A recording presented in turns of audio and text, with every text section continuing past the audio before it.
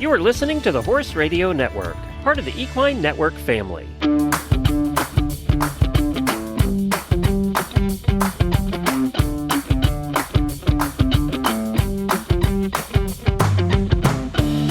Welcome to this episode of the Business of Practice podcast, where we focus on the business and human sides of equine veterinary medicine. In this episode, we're going to talk with Dr. Christine Staten about performance-based compensation. I'm your host, Dr. Amy Grice, business consultant and former equine practice owner. The Business of Practice podcast is brought to you in 2026 by CareCredit. Dr. Christine Staten earned her DVM degree from Colorado State University in 1999 and a Master of Business Administration from Louisiana State University in 2023. She is a large animal veterinarian, the owner of a mixed animal practice with 2 locations, and is also a practice consultant. She's dedicated to nurturing the next generation through mentorship programs for veterinary students as well as new graduates, ensuring the long-term sustainability of the veterinary field. Welcome, Dr. Staten. It's so good to have you with us today. So much. I'm so excited to be here. I absolutely love this podcast. Thank you. Thank you. You know, and I loved your great presentation at the 2025 AAEP convention in Denver. You did it on performance-based compensation, and I knew I just had to have you on the podcast because it was a lot of great ideas. What prompted your interest in doing this system at your practice?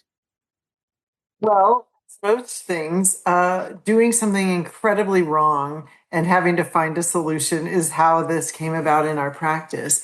And many people will remember pay stubs.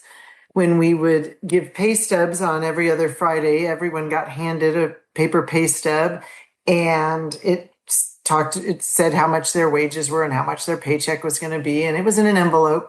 But a bunch of my team members on a Friday night went out to Teppanyaki for dinner, and at that dinner they started opening their pay stubs and comparing them to each other, and there was a lot of discrepancies. And I didn't hear about it till the next morning when I had a lot of people real mad in my office.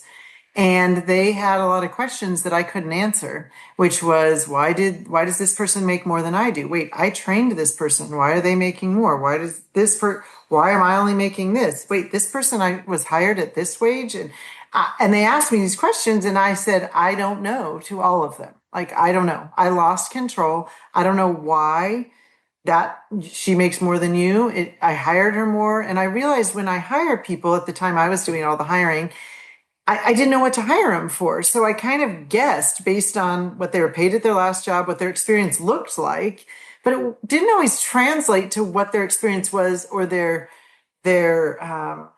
efficiency and all the other things that turn into an ROI on somebody. So I kind of guessed, right? And then it was also market fluctuations. If there were 30 applicants for the position, I could offer less. If there's 30 positions for one applicant, I'm going to offer more. And it just got out of control. And I had really upset people, and they all had a right to be upset. And I thought there has to be a better way.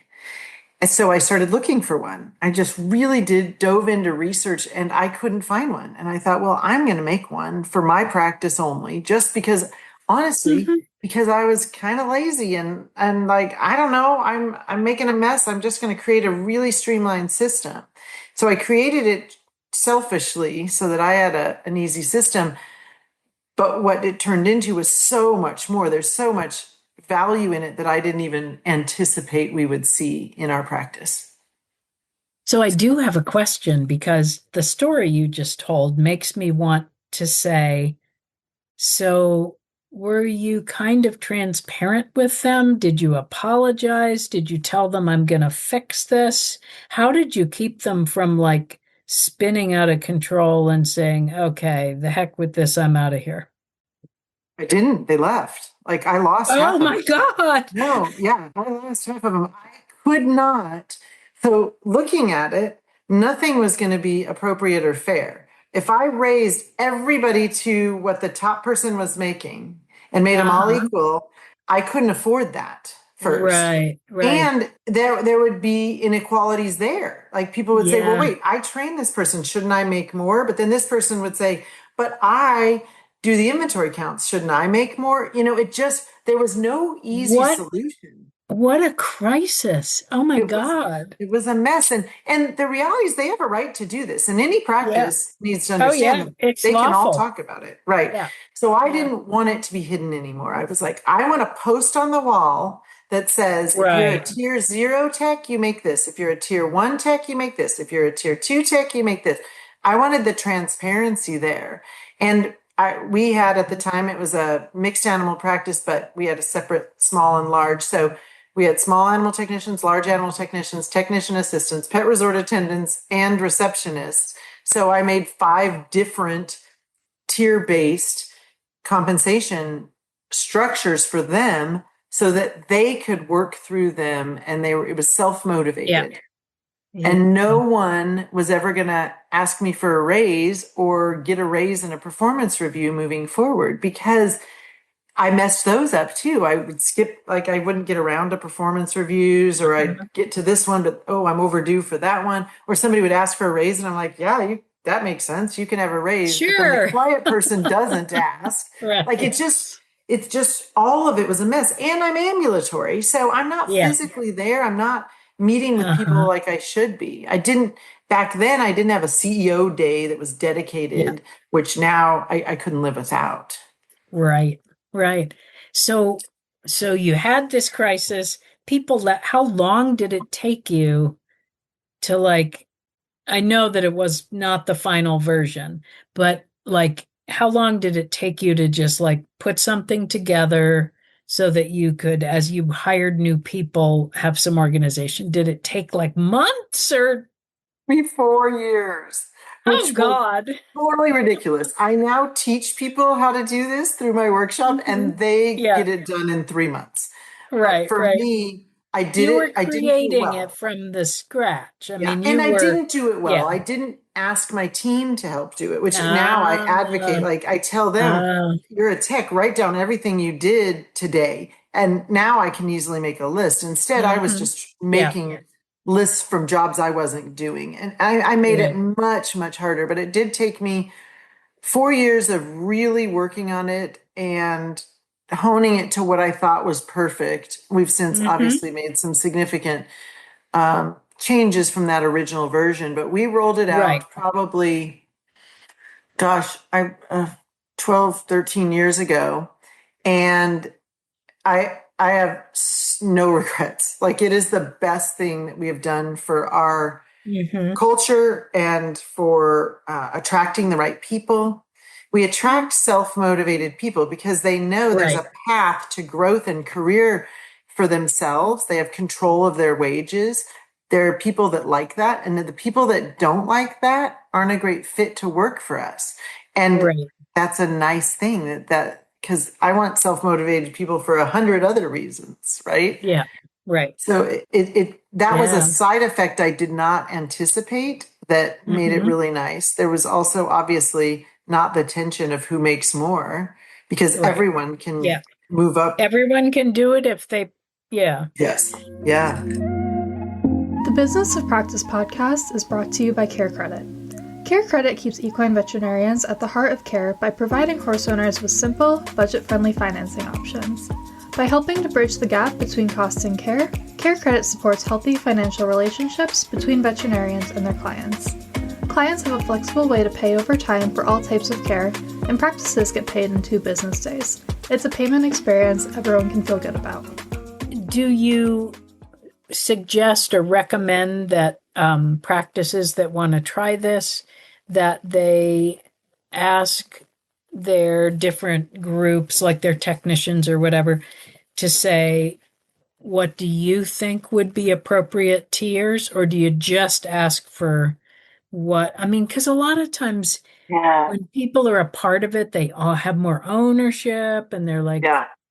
what do you Yeah. That's think? the What do part I you? messed up. So I think that the best thing is any change is scary for everyone. Oh, yeah. And I think I, in the background, started working, would start working on it, and then bring in some of my key people, especially the people who I think are going to be the most opposed to it, and talk to them individually and really Mhm. get their buy-in on the actual program itself, on why this is better for them, because that's what's Yeah. important to them. This is better for them. So get that, so that I've got these people who understand the value. They might be the people that everyone else in the practice looks up to. They might be the people that are loudest. They might be the people that are usually more opposed to things. I want to get them individually helping me. Hey, this is what I'm thinking. This is why. Poke holes in this. I want to get all of the objections from them first. So we work through those objections well before we have this big presentation. And then we bring This people is in. like a textbook of change management. I Yes. love it. Yes. Love my Yeah. favorite MBA course probably was change management because Uh-huh. I learned from it. Yeah. And then Did you guys do the thing from Harvard Business School where it was actually like an interactive game where you had to, are you going to talk, who now what are you going to do? Are you going to talk to this person or that Oh my God. It was oh, it it sounds like was something I should go through. I love it. yeah, we did that in my MBA in the change Yeah. management, and it was like people just did kind of badly on it. They had Yes. us do it early so that Yep. we were, like Ah, kind of thrown back, going, man, my instincts are not good, yeah. Well, and you right? didn't have the tips and tricks and logic behind Yes. how to do it. That's really cool, actually. I haven't, but I would love to. I'm And always then trying. they had us do it again. And it Yes. was it was a really good way to teach us. Yeah. Yeah. Well, change. This is all about change management because you're scaring Yes, it everybody, and is. in ours, and then I bring it up to everybody and say, hey, this is what we're going to do, and I want all of your input. What are the things that you do? And then once I have the whole list, then there's some natural breaks Hmm. that you say, okay, for us, we had some pretty natural breaks where a tier one person can do this, a tier two person can do this, a tier three can do this.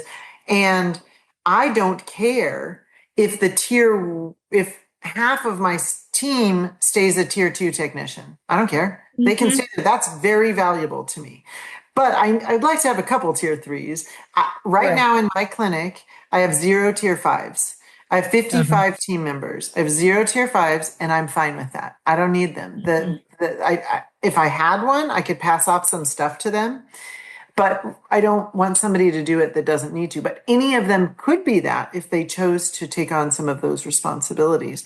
So I Right. think the biggest objection we got that I think most people get is the more experienced and seasoned and tenured people, we make everyone go back to tier zero, not in pay, but in responsibility. So they have to go through all of the stuff. And in each tier, we have a list of basically soft skills, hard skills, and knowledge. So they have for soft skills, we've got a lot of some role playing that we do so that we can see that in action. Or if it really happens, if it says, can manage an angry client well, and we see them do that, we don't need to do any role playing. If we see them do that well a few times, a hard skill might be um, maybe putting an IV catheter in a horse. So that hard skill, we're going to make them log 5 of those. They have to do Mhm. 5, and they just Right. self-log them. And then a Hmm. test might be on medical math. We might have a medical math test, and it would be more of a story like, this horse is standing in front of me. It weighs this much. I want you to give it 10 mgs per mil or 10 mgs per kg of this medication. How much are you going to give it? How much are you going to send home with the owner? What does that look like on the prescription bottle? So we made our really seasoned people go back to square one and do everything in each tier. And we got a lot of pushback, but I would do that again because there in every tier, there were a couple things that they had to learn that they didn't know how to do, that they just kind of gotten by without doing. A great Right. example is we had a tech who was real good. And I realized she didn't know how to use a refractometer. And I Mhm. didn't want to call her out on it because she was the type of person who would be devastated if I figured that out. And by making her go through the tiers, she had to learn how to use a refractometer. We have an SOP on how to do it. And Right, right. she got that skill in a way that wasn't embarrassing to her. And Mhm. but when we rolled it out, we told everyone they keep their pay, and 6 months from today, whatever tier you've elevated to, that's the pay you get. And we Oh, knew, perfect.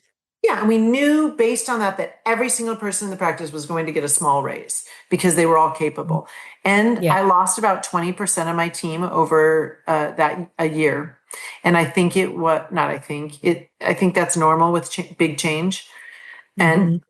some of them I was really upset, like, why would they leave? They're so good. But they ultimately they weren't a good fit for what was a huge culture change for us and a positive culture change for us. Oh, yeah. Yeah. I think it's important that you bring that out, that change, it rocks the boat. For sure. You're sending some waves and they're rocking the boat. And some people jump overboard and swim for shore. You Yeah. know, it's good Yeah. for people to know that that can happen. But what Yeah. what happens is that things get better. And Yes.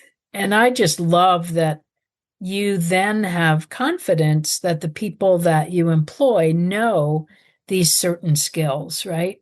I mean, that's pretty Yes. cool. I think so. And I think there's also some legal protection from that too. Hmm. When I can show that this individual has gone through these trainings and done this and logged this, I think there's something there. We haven't had a legal situation before, but that we've had to pull out tests and stuff. But I think I would like to think that it would show, hey, we didn't just say this person's trained; they're really trained, and Yeah, maybe right. it would be beneficial in the future. Yeah, that's not the goal of it, but I like that we have these tests and these logs from Hmm. everybody. Right. One of the things that I remember, and correct me if I'm wrong, is that after that initial time when they were achieving in 6 months where they were going to land, did you have like you have to be 6 months at a certain level before you can move up? Is that Yeah, we one have of the pretty big things? Okay. gaps. Yeah, there's Yeah. only 5 tiers, and Yeah. what we don't want is to create a system where within a year somebody hits the top and now they've hit a ceiling. Right. And Right. also, if all they're doing is pursuing the next tier, they're not perfecting the Uh-huh. skills in that tier. They So just, we yeah. want them to stay there. Some of them have you have to stay there a year. So there's some tenure Okay. things in there that they have to hang out in there. Now we make some exceptions to that. If we're in a military town, and Uh-huh. so sometimes we get a lot of people who are moving in. So let's say Yeah. their spouse is relocated here. They are a highly skilled, credentialed technician. Hmm. I'm going to give them a quicker path to get Yeah. to that. I may even start their pay at tier 2, saying you have to Hmm. attain that within a certain period of time. So Right. we've figured out over the years, like there are exceptions that we can still use the system appropriately and with the same transparency while also not um, scaring people away. If we've got that person coming Yeah. in with a expectation of a wage, and we say, "Oh, everyone here starts at tier 1 wage," we're going to lose that person. Yes. Yeah. Yeah. Yeah. So Absolutely. this What works for is the that too. difference, give or take? Like, is it like with each tier $1 an hour? It's Is it about that. Yeah. There's a big gap between for us tier 3 and tier 4, so it's more than a Mhm. dollar. Right? Tier 0 is what we hire them at. Tier Uh-huh. 1 is after they do their orientation. So it's usually 90 days later we're giving them that wage. So it's just 50 cents because it Yeah. just means they got through their Right. onboarding and orientation. Yeah. So they're varied based on what makes sense to us. And Right. and we change them. So also they change with just Right. cost of living. So Yes. when we're doing Yes. well at the practice, when our non-doctor payroll numbers are looking good, then we can go in and give tier increases just randomly. So if somebody's sitting at Yes. tier 2 forever, which is fine, they're going to get periodic Yeah. raises. We don't do it Right. annually. We don't do it relative to anything outside environment. It's very internal how we Hmm. decide when that Yeah. happens.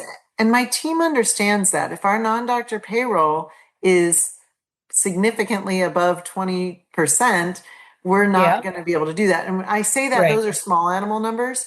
Large animals a little different in terms of numbers, but we do take all of that into account when we decide, okay, we're going to do some tier wage increases. And we've done it where we only do increases we had a time when we had a lot of people at 2 and nobody was thinking of going up. So we made 3 significantly more and then All motivated of a them to sudden go. there was some motivation. Yeah, so we can play with it a little bit to go there. Hmm. But it's absolutely beautiful that's their decision. I've never heard anybody Yeah. say I don't get paid enough here or she never Right. gives me a raise. Like those things Yeah. are just out of our culture.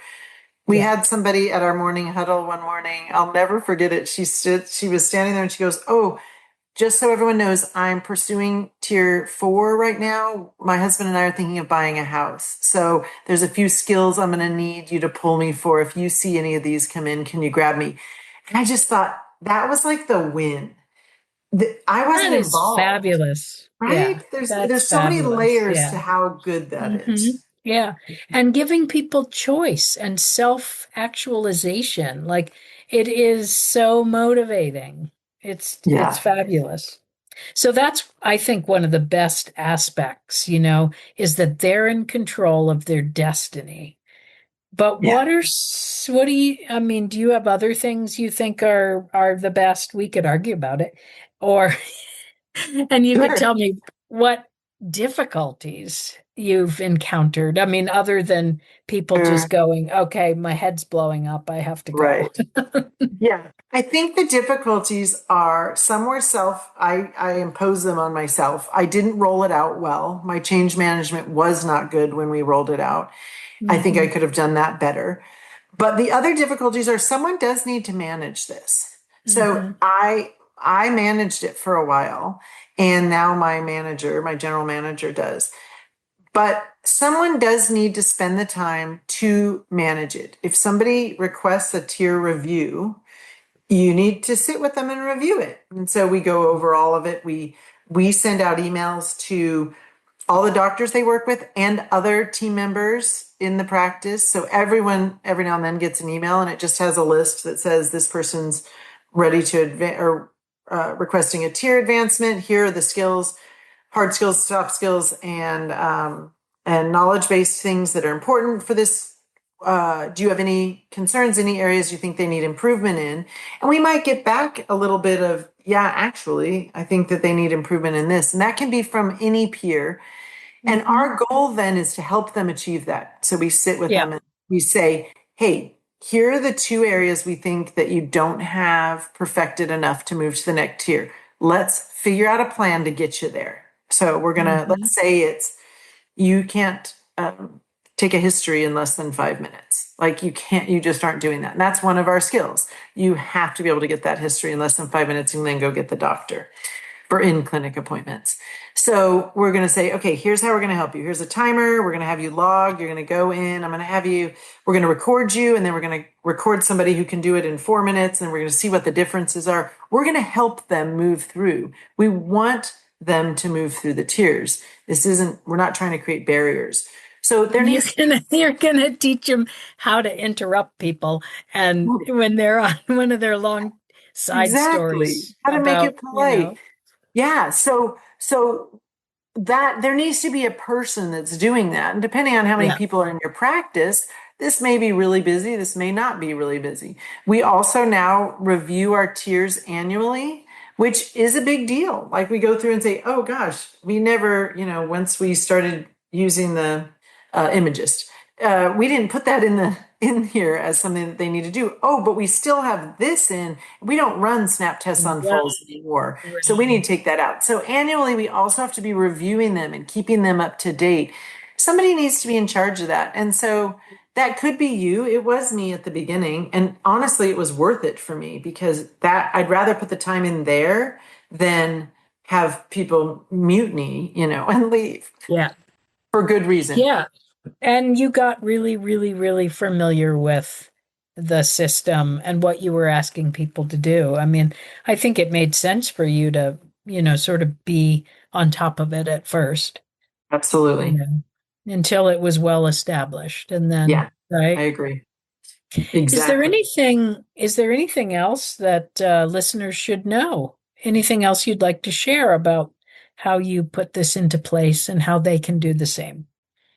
Yeah, first, I think that if you have a system that's running well and it's working for you, then you shouldn't change it because change management is hard on your team. But if you're like me, where raises were a pain, how much to hire them for was a pain, we weren't doing it really well, or you didn't have a system that you liked, this is one alternative that works incredibly well for us. It attracts the people I want to attract. It detracts the people that I really don't want to be interviewing at our place. It selfishly makes it so I'm not making what really were subjective decisions. They weren't very objective. Now they're pretty objective, and creates a culture of learning and growing that we love in our practice. We always say that in our practice, everyone in our practice is a learner, a grower, a teacher, and a trainer because we take veterinary students, we take veterinary tech students. We love hiring new grads. We love hiring new grad technicians. So everyone has to be learning, growing, teaching, and training. And there's a lot of people that don't want to work in that environment. That's fine. But for us, we like that and it attracts that type of person. So yeah, I Right. think that it's worth considering if what you have right now isn't working.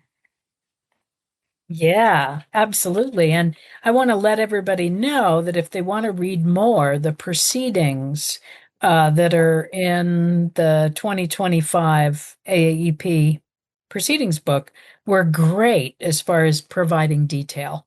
So if you want more detail, you can reach out to Dr. Staten, or you can read her proceedings, or you can do both.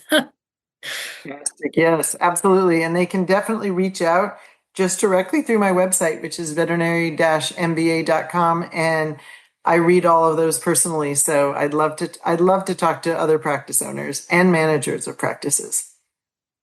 That's great. Thank you, Dr. Staten, for being with us today. This is a great topic and you've covered it so well. Thank you So so much. thanks. I'm glad a Yeah. mistake turned into something that's really working for us. Yeah, it sure is. And thank you to all our listeners for joining us for the Business of Practice podcast. And a big thank you to our sponsor, CareCredit. And to all my listeners out there, be brave, embrace change.